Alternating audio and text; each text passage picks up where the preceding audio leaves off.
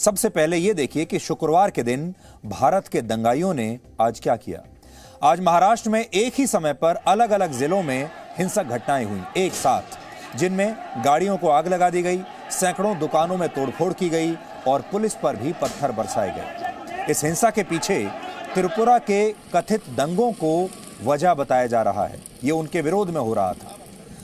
26 अक्टूबर को यह खबर आई थी कि त्रिपुरा में मुस्लिम समुदाय के खिलाफ दंगे भड़क गए हैं, जिसमें कुछ लोगों ने एक मस्जिद को भी नष्ट कर दिया था। लेकिन बाद में त्रिपुरा पुलिस ने इन खबरों को गलत बताया था, खंडन किया था और यह भी कहा था कि त्रिपुरा में मुसलमानों के घर जलाने की बात सिर्फ एक अफवाह है। त्रिपुरा में ऐसी कोई घटना नहीं हुई। यानी ये अफवाह फैलाई गई कि त्रिपुरा में मुसलमानों के घरों को जला दिया गया है। लेकिन ये अफवाह आग की तरह भारत के अलग अलग राज्यों में फैल गई और महाराष्ट्र में आज इसने एक हिंसक रूप ले लिया।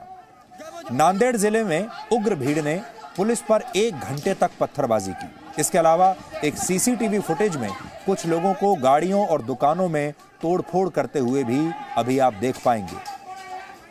और हमें यह भी पता चला है कि इस हिंसक भीड़ ने उन्हीं दुकानों को अपना निशाना बनाया जिनके मालिक दूसरे धर्मों के थे और जिन्होंने आंदोलन के समर्थन में अपनी दुकानें बंद नहीं रखी थी। इस हिंसा में वहां एक एडिशनल एसपी, एक इंस्पेक्टर समेत 7 लोग घायल हुए हैं।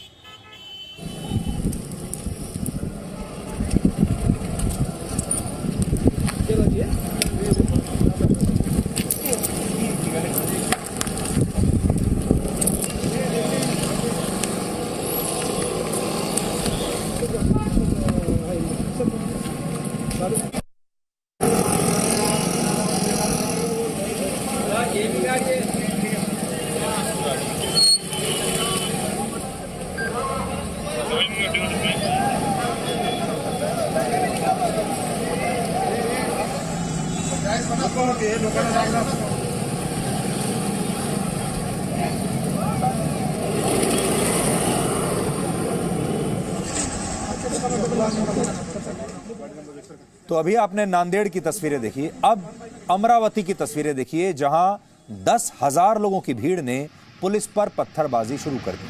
पैदल मार्च के दौरान, जिसे शांतिपूर्ण मार्च बताया जा रहा था, जब इस भीड़ ने यह देखा कि कुछ लोगों ने इनके कहने पर भी अपनी दुकानें बंद नहीं की हैं, तो इन लोगों ने दुकानों में तोड़फोड़ करनी शुरू कर दी। और ये बताया जा रहा है कि यहाँ लगभग 40 से ज़्यादा दुकानों को तहस नहस कर दिया गया और कुछ घरों पर भी पत्थर फेंके गए। तस्वीरें आपके सामने हैं। अब देखिए महाराष्ट्र में अमरावती की तस्वीरें।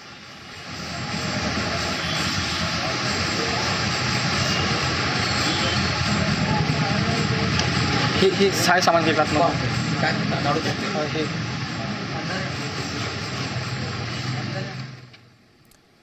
मालेगांव में हिंसक भीड़ ने पुलिस और आम लोगों को अपना निशाना बनाया और यहां पहले तो रैलियां हुई।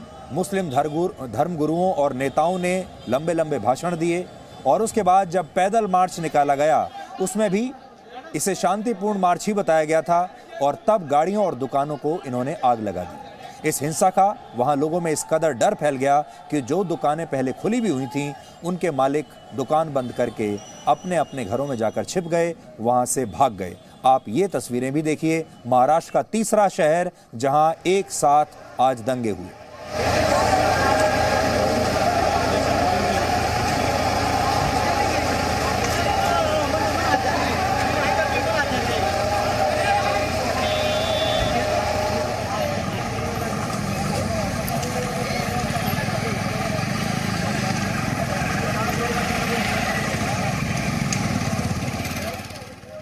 आज का ये जो बंद का आह्वान किया गया था, इसे महाराष्ट्र की एक इस्लामिक संस्था रजा एकेडमी द्वारा बुलाया गया था और ये वही संस्था है जिसने अगस्त 2012 में असम में हुई हिंसा और म्यांमार में रोहिंग्या मुसलमानों के खिलाफ भड़के दंगों को मुंबई के आज़ाद मैदान में उनके खिलाफ रैली बुलाई थी। तब भी इस रैली में वहाँ जो भीड़ आई थी वो ऐसे ही हिंसक हो गई थी, जिसमें अमर जवान ज्योति को भी नष्ट कर दिया गया था। तब मुंबई शहर के पुलिस कमिश्नर अरूप पटनायक थे, जिनका बाद में इस घटना की वजह से तबादला कर दिया गया था। पिछले महीने बांग्लादेश में हिंदुओं के खिलाफ जबरदस्त हिंसा हुई थी, आपको याद होगा, और उस समय वहां कट्टरपंथी मुस्लिम संगठनों ने दुर्गा पूजा के पंडालों में आग लगा दी थी और मंदिरों को नष्ट किया गया था। कुछ हिंदुओं की हत्या भी की गई थी। इसी हिंसा के विरोध में 26 अक्टूबर को त्रिपुरा में एक रैली निकाली गई और ये कहा गया कि इस रैली में मुसलमानों के घर जला दिए गए हैं, जो कि बिल्कुल गलत बात थी। ये अफवाह फैलाई गई, लेकिन त्रिपुरा पुलिस के मुताबिक ये जानकारी बिल्कुल गलत थी, जिसके लिए उसने 102 लोगों पर अनलॉफुल एक्टिविटीज प्रिवेंशन एक्ट के तहत मामला दर्ज किया। इनमें कुछ पत्रकार और वकील भी हैं जिन्होंने ये अफवाह उड़ाई थी कि त्रिपुरा में एक खास वर्ग के लोगों के खिलाफ हिंसा हो रही है, और इस मामले में ही सुप्रीम कोर्ट में भी अभी सुनवाई होनी है। और इसी के खिलाफ आज महाराष्ट्र में ये प्रदर्शन हुए हैं। इस कानून के तहत जब ऐसे समय में केस दर्ज किया जाता है जब पुलिस को यह लगता हो कि उस व्यक्ति ने राष्ट्र की संप्रभुता और अखंडता को संकट में डालने की कोशिश की है, इसे यूएपीए कहते हैं। और त्रिपुरा की पुलिस ने इसी कानून के तहत वहां लोगों पर मुकदमे दर्ज किए जिन्होंने ये अफवाह फैलाई। अब आप सोच सकते हैं कि जिन लोगों ने, चाहे वो पत्रकार हों चाहे वो वकील हों, जो अफवाह फैलाई, उसी की वजह से आज महाराष्ट्र में ये दंगे फैले हैं।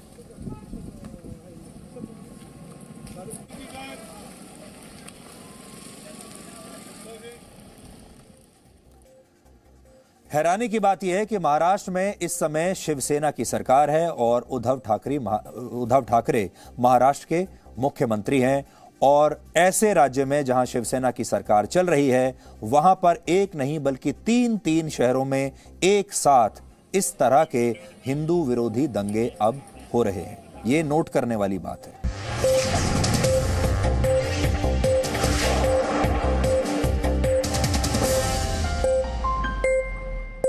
Presenting B News app, available on Google Play and App Store. Download it now.